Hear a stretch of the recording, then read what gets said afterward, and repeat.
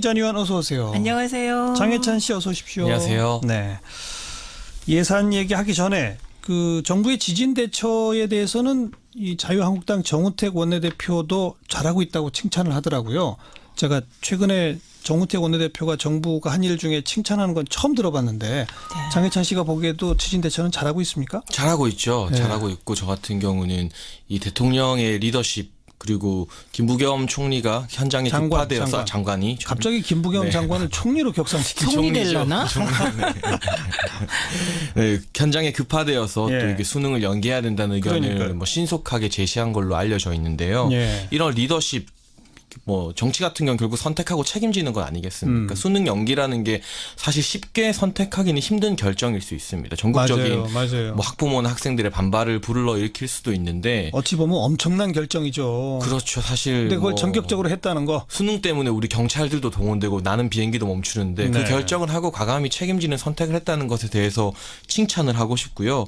또 이번에 긴급 재난 문자가 굉장히 빨리 발송돼서 맞아요. 국민들의 맞아요. 칭찬을 받았는데 이 부분은 지난 9월 작년 9월에 경주 지진이 있을 당시에 재난 문자가 늦은 것으로 많은 사회적 문제가 예, 야기됐었습니다. 그때 황교안 전 총리가 이 기상청에서 바로 긴급 재난 문자를 발송되도록 예산 확보와 입법이 필요하다고 9월 20일에 지시를 했었는데요. 이게 전 정부에서 잘못된 부분을 어쨌든 황교안 전 총리가 좀 발전시키려고 노력한 부분 그리고 현 정부에서 문재인 대통령과 이 김부겸 장관 같은 이 리더들이 리더십을 발휘한 부분들이 잘 조화가 네, 돼서 네. 국민들에게 믿음직스러운 모습을 보여주고 있다고 생각됩니다. 그런데 지진 관련 예산 앞으로 더 늘려야 되는 거 아니냐. 큰 지진 더 빈발하는 거 아니냐 얘기가 나오는데 지금 예산안 나온 거 보니까 지난해보다 503억 원이 줄어들었대요. 이건 바로 잡아야 되지 않겠어요?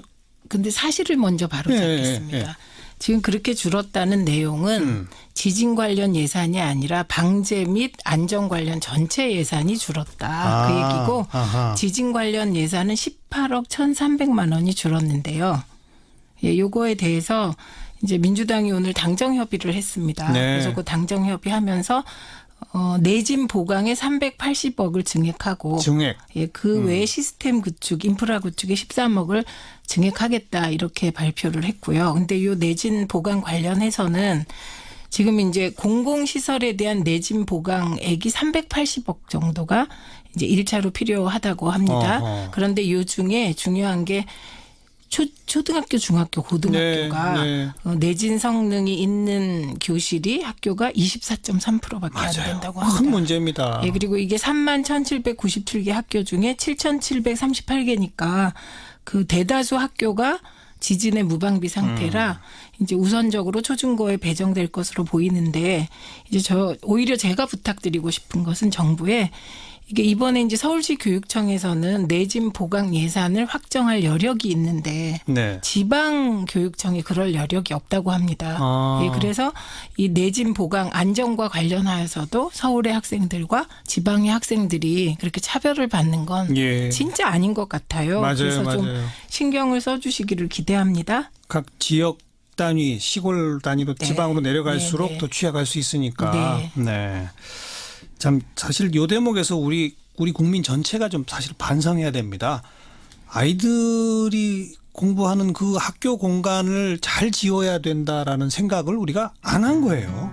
안 하니까 이렇게 내진 설계에서 학교가 가장 취약한 것으로 드러나는 이건 정말 다 우리 어른들이 부끄러워해야 되는 거 아닙니까? 전 최민희 의원님 참 좋은 말씀을 주셨다고 네. 생각되는데 특히 수도권과 지방의 격차가 이 내진 설계와 이런 예산에 있어서도 심각하지 않겠습니까? 그래서 이 지방과 수도권의 격차를 줄이는 예산이 저 같은 경우에 사회 간접자본 예산, SOC 예산이라고 보고 있습니다. 아하. 뭐 이 국가에서 예산을 투입해서 좀 지역에 떨어진 편의 시설을 보강하고 뿐만 아니라 이게 지방 재정을 부응하는 효과도 있는데요. 예. 이 내년도 예산을 보면은 전년 대비 SOC 예산이 20%가량 삭감되어 있습니다. 그리고 말씀하신 지진 예산 줄어든 것 보면 지진 방제 예산은 전체로 봤을 때 전년 대비 이제 13%가 줄어들었는데 지진 인프라 구축에는 2.7% 예산이 늘었지만 조기 경보 체계 강화 뭐 이렇게 재난 문자가는 이런 경보 체계 강화와 내진 보강 분야에서는 각각 36%와 14%씩 예산이 줄어든 채로 이제 정부안이 나왔습니다. 예. 이제 포항 지진이 이제 발생하고 여당과 야당 한 목소리로 이 삭감된 예산 늘려야 된다고 주장하고 있기 때문에 이 부분은 증액이 될 것으로 보여지는데 왜 이렇게 사고가 터져야만 다시 이런 증액 논의가 되는지, 사고가 안 터졌으면 특히 이 내진 보강 분야에서 14%를 올해 대비 줄인 부분에 대해서는 정부에서 왜 이렇게 SOC 예산을 무리해서 좀 삭감했는지에 대해서는 아쉬운 부분이 있습니다. 자, 이제 곧바로 내년 예산안의 이제 최대 쟁점 부분입니다. 결국 지금 정부 여당은 그 공무원들 채용을 좀 늘리고, 그래서 정부가 일단 일자리를 좀 만들고, 또 최저임금을 대폭 올리는데 거기에 그 충당이 안 되는 좀 소규모 기업들한테는 지원도 해야 되고, 뭐 이런 돈들이 늘어나다 보니 SOC 예산은 좀 줄일 수밖에 없다, 이런 주장을 펴왔던 것이고, 여기에 대해서 야당은 공무원 증원 등등 말이 안 된다, 오히려 SOC 예산 늘려야 된다, 지금 이렇게 지금 하고 있고, 지금 방금 이제 장해찬 씨가 그런 그 바탕을 두고 공세를 펼치신 거예요. 최민희 전 의원은 어떻게 보세요? 이제 SOC 예산이라는 게 지방과 그 중앙의 재정의 균형을 이루려는 예산은 아니죠. 그건 뭐 기초 인프라인데요. 거꾸로 지금 이제 생각해 보시면 해마다 예산안이 나오면 제일 비판받는 영역이 어디였냐? SOC였습니다. 그래서 이 SOC 예산이 무리하게, 심지어 그 여당, 그러니까 그게 어떤 정권이든 여당의 실세 의원들이 네. 자기 지역에 무리하게 SOC 예산을 쪽지 예산으로 넣어서 늘 무리를 빚던 게 SOC 예산이거든요. 주로 이제 도로, 교량 뭐 이런 것들이 있었죠. 그렇죠. 근데 네. 그 도로 교량도 그게 이제 한 언론사에서 그때 파헤친 게 그 시골에 이제 지방에 도로를 쫙 구석구석 놨는데 네. 하루에 그 도로를 지나가는 차의 숫자가 10대도 안 되더라. 이런 예. 기사도 났었고. 예.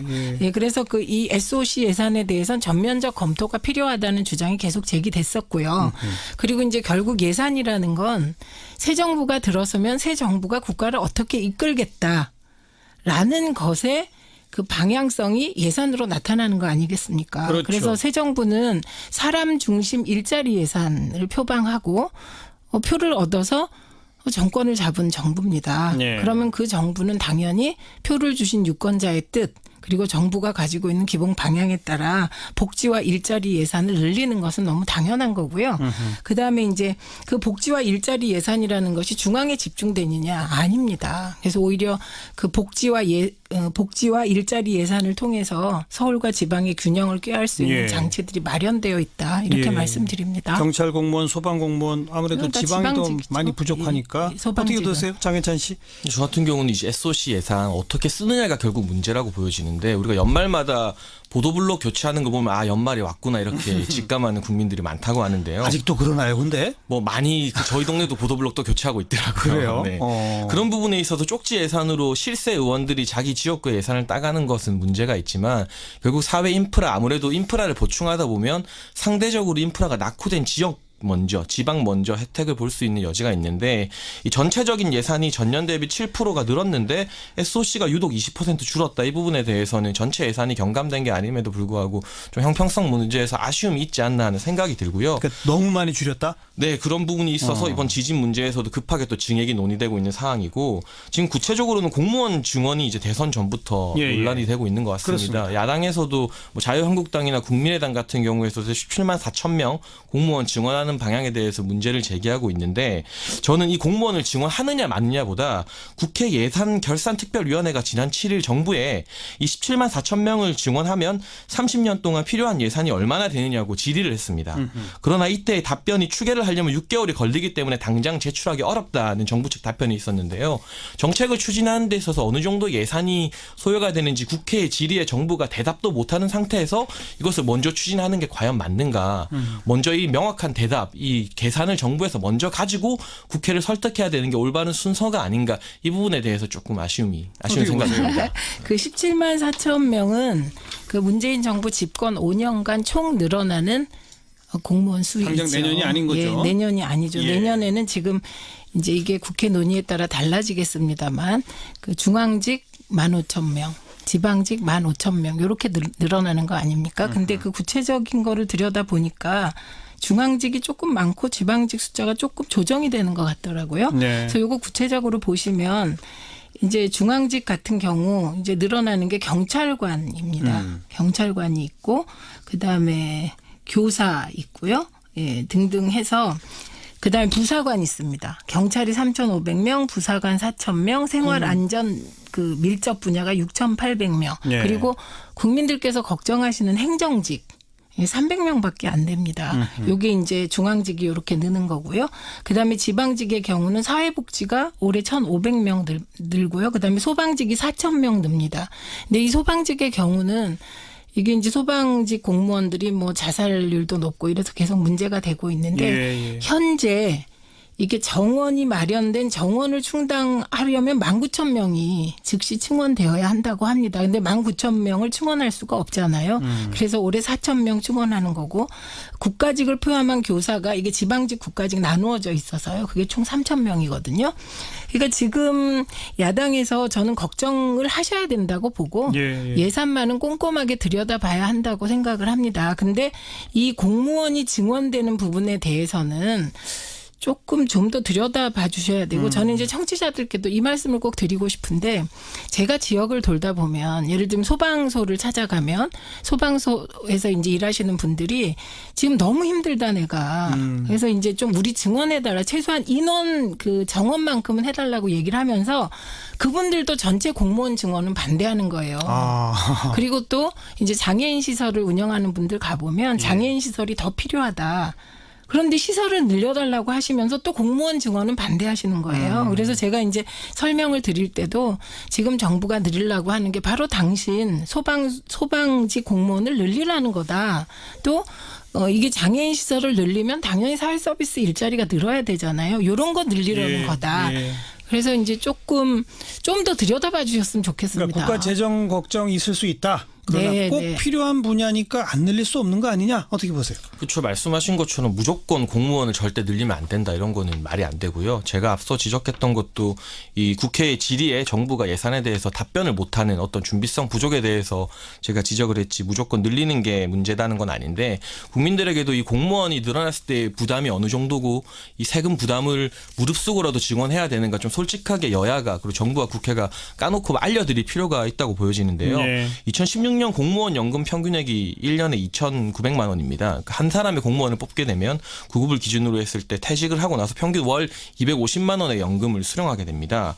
그리고 국회 예산정책처가 내년부터 5년간 이제 매년 3만 4천여 명씩 총 임기 내 17만 4천 명 공무원을 증원할 경우 30년 동안 327조의 예산이 소요된다는 추산을 내놨습니다. 327조. 네, 모두 구급을 뽑았을 때 기준으로 국회 예. 예산정책처가 내놓았는데요. 예. 정부에서는 이 예산안이 이제 부풀려졌다고 말했는데 어느 정도 부풀려졌고 얼마나 줄일 수 있는지에 대해서는 정확하게 대답을 안 하고 있습니다. 이런 좀 구체적인 수치를 가지고 우리가 국민들에게 이 정도 예산이 들고 이 정도 세금이 듭니다. 그럼에도 불구하고 증원을 할까요 말까요 이렇게 좀 까놓고 말해야지 어떤 수치나 숫자에 대해서 제대로 답변할 준비가 안 된 상태에서 일단 밀어붙이는 태도 어떤 준비성 부족에 대해서 저는 좀 아쉬운 준비성 부분이 부족에 대해서 한 있다는 말씀 거죠. 하십니다. 아니 근데 그거는 이제 일을 하다 보면 이제 정부에 들어가서 예산을 짜다 보면 그 예산이 우리가 이제 예를 들면 10억이 든다고 예측을 해도 그게 15억이 들 때가 있고 불용 예산이 생겨서 뭐 8억 9억이 들 때가 있습니다. 그렇죠. 그러니까 이제 정부가 6개월 정도 17만 4천 명에 대한 구체적인 예산 증가액을 짜려면 6개월이 필요하다. 이 말은 또 진실입니다. 사실이고. 그래서 지금 당장 6개월 정도의 용역 기간이 필요한 걸 왜 준비 안 하고 진행했냐. 이 말은 말로는 성립이 가능하지만 현실적으로 국가 예산은 예를 들면 짜서 진행을 해야 되고 국회에서 통과되는 날짜가 12월 2일이어야 되고 이게 정해져 있는 거거든요. 예, 예. 회계년도가. 예. 그렇기 때문에 이번에 정부가 17만 4천 명에 대해서 다 니네가 예산을 6개월 용역하지 말고 짜서 내라. 그럼 그건 준비성 부족이라고 비판받는 걸 피하기 위해서 주먹구구 예산을 짜게 된다는 겁니다. 6개월 그래서 정도 해야 한다. 예, 오히려 그건 필요한 거고 이건 좀 장기적으로 정부가 해줬으면 좋겠고 알겠습니다. 오히려 올해 우리가 3만 명을 증원하는데 이것과 관련된 예산은 나와 있는 것이거든요. 그다음에 공무원 연금권 그거 진짜 야당이 협조해 주시면 공무원 연금 개혁해야 되는 겁니다. 그리고 네. 공무원 연금 개혁은 이명박 정부도 박근혜 정부도 하려고 했던 것이거든요. 이와 관련하여 군인 연금 개혁이 있습니다. 이 부분도 이제 저는 야당이 협조하셔서 대승적인 차원에서 논의에 들어갔으면 알겠습니다. 좋겠다 이 말씀드립니다. 연금 개혁은 또 뭐 별도의 논점이니까 그 정도 말씀. 말씀 듣고 뭐 대략 우려하시고 또 동의하시는 부분들이 많이 있는데 과연 선택의 문제입니다. 국가 재정이라는 게 딱 제한돼 있기 때문에 꼭 필요한 공무원들 늘릴 수밖에 없는 거 아니냐. 제한돼 있는 돈에서 그쪽 늘리다 보면 결국 다른 돈 못 쓰는 거 아니냐. 그리고 재정 부담은 계속 장기적으로 커지는 거 아니냐. 여기서 이제 선택의 문제가 되겠고요. 또 하나 중요한 논점이 최저임금을 올려서 민간 기업에게 재정으로 지원을 해준다. 자, 여기에 대해서도 어찌 보자면 철학적인 바탕에서부터 논란이 있는데요. 장혜찬 씨는 어떻게 보세요? 저를 비롯해서 많은 언론사에서 이런 비슷한 정책 유래가 있는지 많이 찾아봤습니다. 그러나 세계적으로 이 정책이 옳고 그르고를 떠나서 유래가 없는 거의 최초로 시도되는 실험적인 정책인 분명한 것 같고요. 아, 그래요? 네, 그 세금으로 민간의 최저임금 인상분을 보존해 준다는 정책은 찾아보기 힘들고 이 2018년 최저임금 인상률이 16.4%인데 과거 5년 동안의 평균 인상률 7.4%를 이제 2배 가까이 초과하다 보니까 이런 식으로 정부에서 1년 동안만 단기적으로 지원을 한다고 해놓았는데요. 예. 그러나 2019년, 2020년에도 계속해서 최저임금은 어쨌든 인상이 되지 않겠습니까? 그렇죠. 정부의 목표가 2020년 최저임금 10,000원이기 때문에 예. 2018년에 지원을 하다가 2019년에 지원을 갑자기 안 하게 되면 정부 말대로 그렇게 되면 2019년에는 또 민간 시장이 그만큼 또 2배의 타격을 받게 되는 것이잖아요. 계속 지원이 필요하겠죠. 그래서 시장이 감당할 수 있는 범위 안에서 최저임금을 인상해서 이 어떤 뭐 사업자, 자영업자들이나 고용자들 그리고 일하는 사람들이 같이 고통을 분담하는 어떤 정책을 도출해냈어야 하는데 네. 이 세금으로 지원을 하게 만들었다는 것 자체가 3조 원의 예산 문제가 아니라 이 최저임금 설정에 대해서 우리가 다시 한번 생각해볼 여지는 없는지 좀 고민되는 부분 어떻게 같아요. 보세요? 그러니까 일단 이제 일자리와 임금과 관련한 지원 사례가 세계적으로 없다. 이것은 조금 더 자료를 봐주시기 바랍니다. 아, 있습니까? 왜냐하면 사례가? 이게 유럽에 없을 수가 없죠. 예, 그래서 예. 프랑스나 영국에서 이미 기업 인건비 부담과 관련하여 직접적인 세금 지원도 있었고 간접적으로 세액을 공제해주는 지원이 있었습니다. 그래서 이게 문재인 정부가 하늘 아래 처음 생긴 정부가 아니기 알겠습니다. 때문에 알겠습니다. 그런 거 다 전례가 있는지 없는지는 여기서 더 논의하지 마세요. 확인할 수가 논의할 없어요. 필요가 예, 없고요. 예. 그리고요. 그다음에 일자리나 뭐 이런 것과 관련하여 이제 기업을 지원하는 거 있잖아요. 직접적으로 정부가. 그건 이제 중소기업 관련하여 이미 이명박 정부와 박근혜 정부에서 월 20만 원에서 60만 원씩 지원한 예가 있습니다. 그러니까 기업 지원 예가 있다. 예. 이제 이 말씀 드리고요. 그다음에 이제 오히려 제가 여기서 같이 논의하고 싶은 건 어떤 부분이냐면 왜 1년만 지원하려고 하냐 니네. 이제 이런 말씀이잖아요. 근데 그렇다면 그럼 1년 동안 지금 이제 정부가 바뀌었어요. 그리고 최저임금이 7,530원으로 좀 대폭 인상이 됐단 말입니다. 7.4% 정도 인상이 됐는데 그러면 이 인상분에 대해서 지금 현재 자영업자가 어려우니까 예. 그 30명 미만의 그 사업주에 대해서 지원하는 것 자체는 일단 긍정적으로 보시는 거죠. 예, 일단 1년 지원하는 건 할 수 있겠다 이렇게 생각하신다면 저희의 답변은 이겁니다. 저희가 기대하는 최저임금 인상이라는 것은 최저임금이 인상되잖아요. 그럼 최저임금 인상의 혜택을 보는 사람들은 돈을 저금할 수 있는 사람들이 아닙니다. 네. 최저임금이 인상되면 소비 여력이 생긴다고 보는 겁니다. 소비가 확대된다. 예, 그럼 이제 그 소비 여력이 생기면 1차적으로 수혜를 받는 사람들이 누구냐? 지역의 자영업자세요. 예. 그래서 요거는 조금만 지자체에서 노력을 해서 예를 들면 뭐 그 성남시가 하고 있는 청년화폐라든지 이렇게 해서 지역 경제가 돌아가기 위한 노력이 조금만 가미되면 지역 화폐 같은 식으로. 예, 그 조금이라도 그건 이제 예고요. 예, 예. 그렇다면 자영업이 조금 활성화되지 않겠냐는 기대를 가지고 1년 동안 마중물 개념으로 지원을 해보는 겁니다. 그래서 저희가 기대하는 것은 그렇게 이제 최저임금을 올리고 소비가 약간 늘어나고 자영업이 조금 활성화되면서 그런 어떤 선순환이 이루어지면 내년에는 지원 규모가 줄 것을 기대하는 거라 예. 이거는 1년 동안 이제 이게 잘 운영되기를 기대하고 있는 것이고요. 예. 그리고 내년에 뭐 지원액이 제로일 거다 이런 말씀 못 드립니다. 그러나 그 지원의 폭이 줄어가길 기대하는 정책이다 이 말씀 드립니다. 김동연 부총리도 그런 표현을 썼어요. 네. 내년은 좀 상황을 봐서 결정할 네, 수밖에 네, 없다 이런 그 식으로. 얘기입니다. 어떠세요? 말씀해 주신 게 소득주도 성장론 이제 설명해 주신 것 그렇습니다. 같은데요. 그렇죠. 예. 네. 뭐 그렇게 그렇게 되면은 너무나 더할 나위 없이 긍정적이겠지만 최저임금 인상으로 지금 각 아파트마다 경비원들을 해고하고 뭐 CCTV로 대체하려고 하거나 편의점이나 일반 식당에서 이제 더 이상 점원이 주문을 받는 게 아니라 자동화 주문으로 대체되는 현상들이 가속화되고 있잖아요. 그 현상이 단순히 최저임금 때문이라고만은 볼 수 없지만 영세한 자영업자들에게 어떻게 보면 더 큰 고통을 줄 수도 있기 때문에 만약에 이 최저임금을 2020년 만 원이 아니라 1년만 늦춰서 2021년 만 원으로만 해도 이 정부에서 소요되는 예산을 3조 원 넘게 줄일 수 있다는 결과도 있었거든요. 조금만 더 천천히. 그래서 이 공약을 반드시 지키려고 이 공약 자체 공약을 위한 공약으로 가는 게 아니라 말씀하신 것처럼 뭐 김동연 부총리도 말했지만 여러 가지 상황을 고려해서 점진적으로 좀 현실적으로 타협하면서 나갔으면 하는 바람이 그건 한 너무, 말씀만. 너무 예. 당연한 거고요. 예. 그다음에 영세 자영업자들이 어렵기 때문에 최저임금을 올렸을 경우 직접적 타격을 받을 우려가 있기 때문에 1년 동안 그 지원을 하게 되는 거다. 그리고 그 이후에는 말씀하신 대로 이 지원 효과가 있는 건지 최저임금이 소득주도 성장에 아주 작은 효과라도 있는 건지는 그건 이제 시행해 보고 그때 가서 알겠습니다. 판단해야 될 것 같습니다. 자, 내년도 예산안에 관해서 공무원 증원 문제, 최저임금 문제, 그리고 SOC 예산 문제 이렇게 세 가지 쟁점 좀 서로 다른 입장을 좀 들어봤고요. 한 2분 남았습니다만 제가 왜 잠깐 여기서 토론을 마무리 지으려고 하냐면 오늘이 11월 20일인데 예산안 법정 통과 시한이 12월 2일이에요. 그리고 제가 지금 수십 년 한국 정치를 보면요. 지금 한 열흘 앞두고 예산안 얘기가 조금씩 나오지 한 달, 두 달 전에 예산 심사하느라고 제일 중요한 정책 쟁점이 정기국회에서 뭐가 불거졌습니다. 이런 적을 못 봤거든요. 어떻게 이거 좀 시스템 고칠 방법 없을까요? 어떻게 생각하세요? 짧게 한 말씀씩만. 하실래요? 장혜찬 씨. 네, 저 같은 경우는 우리가 지난 한 달 가까이 그리고 또 지난 몇 개월 가까이 청문회에 굉장히 많은 에너지를 소모했잖아요. 우리 정치가. 저 같은 경우는 뭐 청문회도 중요하지만 첫 정부가 들어서서 장관을 세우고 내각을 세우는데 거기에 너무 과몰입했던 것은 아닌가 정치권이. 그러할 시간에 좀 첫 내각 같은 경우는 쿨하게 인정할 건 인정해주고 말씀하신 것처럼 예산이나 이런 공공의 문제들 SOC 예산 이런 거 정책으로 좀 다투고 국민들에게 설명해야 될 충분한 시간이 필요하지 않았나. 그 부분에 대해서 우리가 너무 정쟁적인 데만 에너지를 많이 소모하고 정책은 외면하고 있는 현상이 아직도 계속되고 있다. 그래서 국회가 신뢰를 못 받는 건 아닌가 이런 아쉬움이 정부가 강하게 주된 남습니다. 책임이 있다 그런 면에서는 그렇게 보신다. 국회가 국회 그렇죠. 전체가. 네네. 조현희 전 의원. 근데 그게 이제 언론이 보도하는 걸 보면 그 말이 맞습니다. 그런데 국회라는 게 300명의 국회의원이 있는 것이거든요.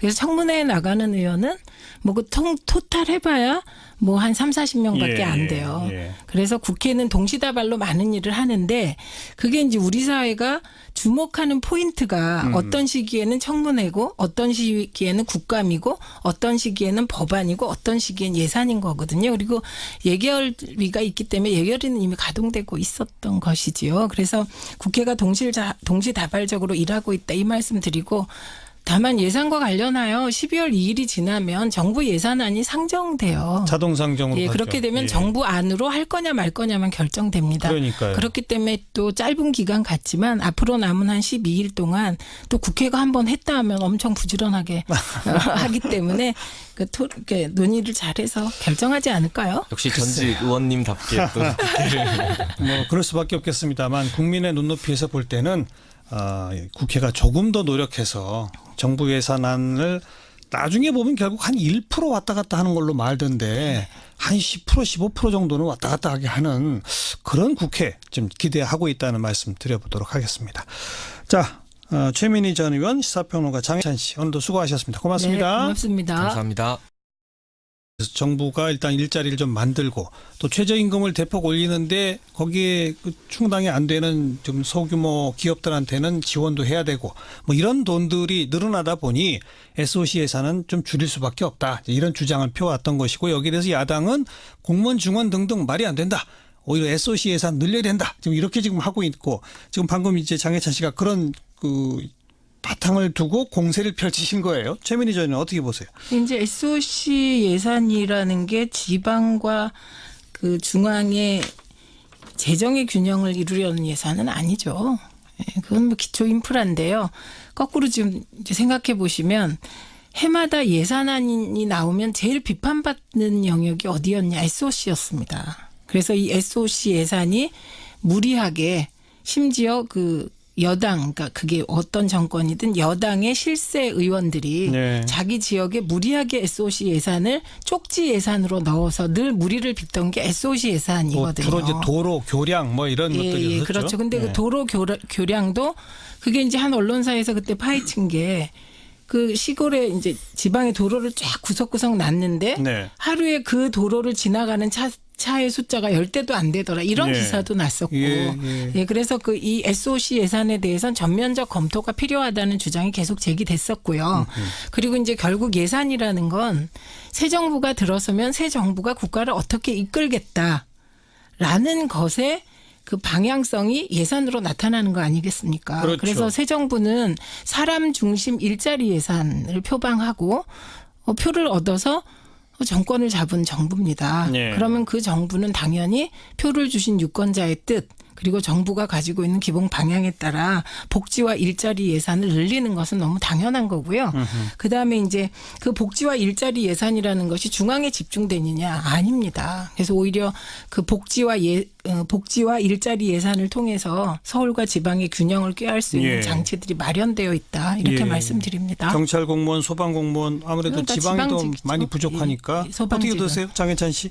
저 같은 경우는 이제 SOC 예산 어떻게 쓰느냐가 결국 문제라고 보여지는데 우리가 연말마다 보도블록 교체하는 거 보면 아 연말이 왔구나 이렇게 직감하는 국민들이 많다고 하는데요. 아직도 그러나요, 근데? 뭐 많이 저희 동네도 보도블록도 교체하고 있더라고요. 그래요? 네. 어. 그런 부분에 있어서 쪽지 예산으로 실세 의원들이 자기 지역구 예산을 따가는 것은 문제가 있지만 결국 사회 인프라 아무래도 인프라를 보충하다 보면 상대적으로 인프라가 낙후된 지역 먼저 지방 먼저 혜택을 볼 수 있는 여지가 있는데 이 전체적인 예산이 전년 대비 7%가 늘었는데 SOC가 유독 20% 줄었다. 이 부분에 대해서는 전체 예산이 경감된 게 아님에도 불구하고 좀 형평성 문제에서 아쉬움이 있지 않나 하는 생각이 들고요. 그러니까 너무 많이 줄였다? 네, 그런 부분이 있어서 이번 지진 문제에서도 급하게 또 증액이 논의되고 있는 상황이고 지금 구체적으로는 공무원 증원이 이제 대선 전부터 예, 예. 논란이 되고 있는 것 같습니다. 그렇습니다. 야당에서도 뭐 자유한국당이나 국민의당 같은 경우에서도 17만 4천 명 공무원 증원하는 방향에 대해서 문제를 제기하고 있는데 저는 이 공무원을 증원하느냐 마느냐보다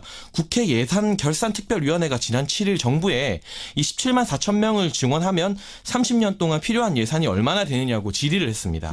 그러나 이때 답변이 추계를 하려면 6개월이 걸리기 때문에 당장 제출하기 어렵다는 정부 측 답변이 있었는데요.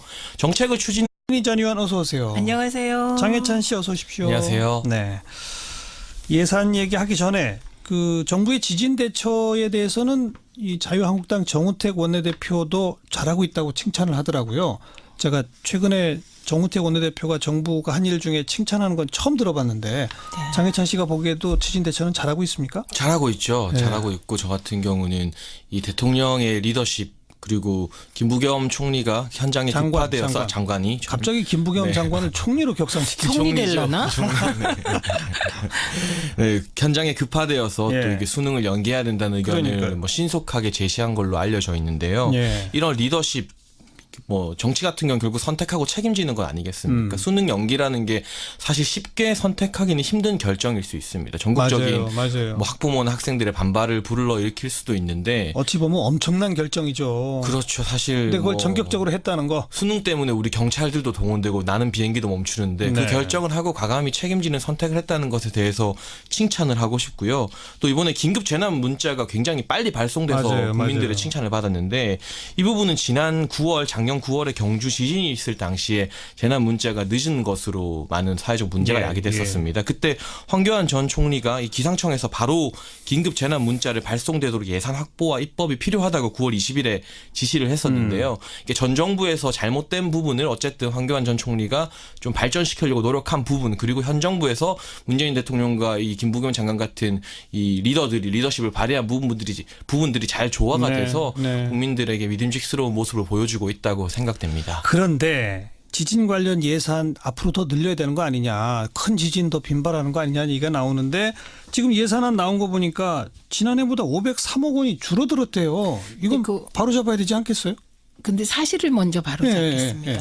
지금 그렇게 줄었다는 내용은 지진 관련 예산이 아니라 방제 및 안전 관련 전체 예산이 줄었다. 그 얘기고 아하. 지진 관련 예산은 18억 1,300만 원이 줄었는데요. 예, 요거에 대해서 이제 민주당이 오늘 당정 협의를 했습니다. 네. 그래서 그 당정 협의하면서 내진 보강에 380억을 증액하고 증액. 예, 그 외에 시스템 구축, 인프라 구축에 13억을 증액하겠다 이렇게 발표를 했고요. 근데 요 내진 보강 관련해서는 지금 이제 공공시설에 대한 내진 보강액이 380억 정도가 이제 1차로 필요하다고 합니다. 어허. 그런데 요 중에 중요한 게 초등학교, 중학교, 고등학교가 네. 내진 성능이 있는 교실이 학교가 24.3%밖에 안 된다고 합니다. 큰 문제입니다. 예, 그리고 이게 31,797개 학교 중에 7,738개니까 그 대다수 학교가 지진의 무방비 상태라 이제 우선적으로 초중고에 배정될 것으로 보이는데 이제 오히려 제가 부탁드리고 싶은 것은 정부에 이게 이번에 이제 서울시 교육청에서는 내진 보강 예산을 확정할 여력이 있는데 네. 지방 교육청이 그럴 여력이 없다고 합니다. 아. 예, 그래서 이 내진 보강 안정과 관련하여서도 서울의 학생들과 지방의 학생들이 그렇게 차별을 받는 건 예. 진짜 아닌 것 같아요. 맞아요, 그래서 좀 맞아요. 신경을 써주시기를 기대합니다. 각 지역 단위, 시골 단위로 네. 지방으로 내려갈수록 네, 네. 더 취약할 수 있으니까. 네. 네. 참 사실 요 대목에서 우리 국민 전체가 좀 사실 반성해야 됩니다. 아이들이 공부하는 그 학교 공간을 잘 지어야 된다라는 생각을 우리가 안 한 거예요. 안 하니까 이렇게 내진 설계에서 학교가 가장 취약한 것으로 드러나는, 이건 정말 다 우리 어른들이 부끄러워야 되는 거 아닙니까? 요즘 최민희 의원님 참 좋은 말씀해 주셨다고 네. 생각되는데 특히 수도권과 지방의 격차가 이 내진 설계와 이런 예산에 있어서도 심각하지 않겠습니까? 그래서 이 지방과 수도권의 격차를 줄이는 예산이 저 같은 경우에 사회 간접 자본 예산 SOC 예산이라고 보고 있습니다. 아하. 뭐 이 국가에서 예산을 투입해서 이 좀 지역에 떨어진 편의 시설을 보강하고 뿐만 아니라 이게 지방 재정을 부응하는 효과도 있는데요. 예. 이 내년도 예산을 보면은 전년 대비 SOC 예산이 20%가량 삭감되어 있습니다. 그리고 말씀하신 지진 예산 줄어든 것 보면 지진 방제 예산은 전체로 봤을 때 전년 대비 이제 13%가 줄어들었는데 지진 인프라 구축에는 2.7% 예산이 늘었지만 조기 경보 체계 강화, 뭐 이렇게 재난 문자 가는 이런 경보 체계 강화와 내진 보강 분야에서는 각각 36%와 14%씩 예산이 줄어든 채로 이제 정부안이 나왔습니다. 예, 예. 이제 포항 지진이 이제 발생하고 여당과 야당 한 목소리로 이 삭감된 예산 늘려야 된다고 주장하고 있기 때문에 이 부분은 증액이 될 것으로 보여지는데 왜 이렇게 사고가 터져야만 다시 이런 증액 논의가 되는지, 사고가 안 터졌으면 특히 이 내진 보강 분야에서 14%를 올해 대비 줄인 부분에 대해서는 정부에서 왜 이렇게 SOC 예산을 무리해서 좀 삭감했는지에 대해서는 아쉬운 부분이 있습니다. 자, 이제 곧바로 내년 예산안의 이제 최대 쟁점 부분입니다. 이제 결국 지금 정부 여당은 그 공무원들 채용을 좀 늘리고